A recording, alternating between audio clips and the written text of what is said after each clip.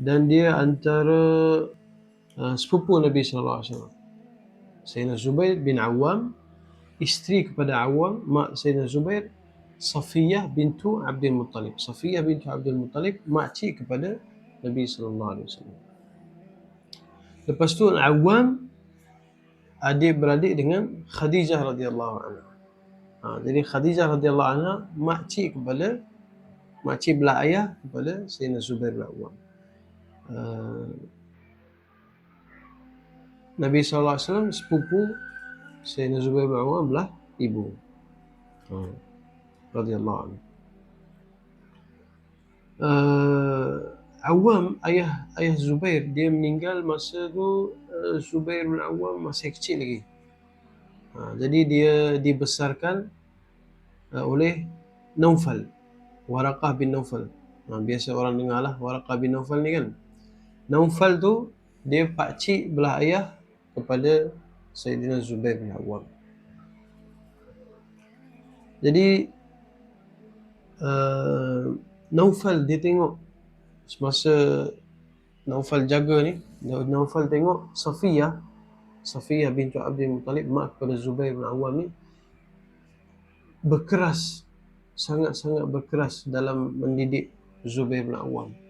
Bukan biasa-biasa. Pukul sangat-sangat kuat, sangat-sangat keras.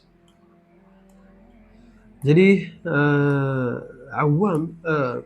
Naufal ni dia beritahu dekat Safiyah, kamu ni benci anak kamu sebenarnya. Cara pukul, cara didik, seolah macam kamu ni benci anak kamu. Jadi satu hari Zubair bin Awam dia, bila dia dah besar sikit, umur dia 11, 14 ke 15, dia gaduh dengan salah seorang pakcik lah dalam penduduk Quraisy. Dia gaduh, dia pukul pakcik tu sangat-sangat kuat sampai pakcik tu tak mampu nak berjalan dan bahu pakcik tu patah. Jadi bila berita tu sampai dekat Safiyah, mak dia, mak Zubair bin Awam radhiyallahu anhu, Safiyah radhiyallahu anha bagi tahu dekat Naufal, pakcik dia yang jaga dia, yang dia bagi tahu dekat Safiyah, kata kamu benci anak kamu kan.